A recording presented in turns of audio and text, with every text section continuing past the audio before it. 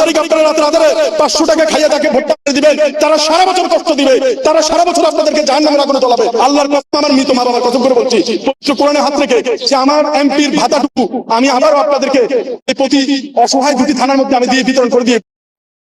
মানবিক শওকত ভাই 500 টাকার লোভে ভোট দিলে আপনাকে সারা বছর কষ্ট দিবে, কথাটি সত্য কথা বলেছেন।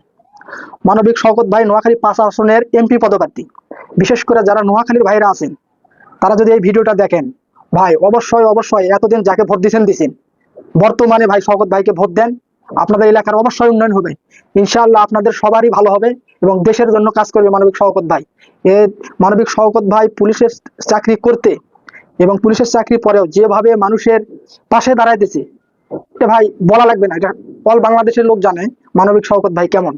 তো ভাই আমার একটাই রিকোয়েস্ট, নোয়াখালীর 5 আসনের ভাইরা যারা আছেন অবশ্যই দয়া করে মানবিক শওকত ভাইকে ভোটটা দিবেন। ধন্যবাদ।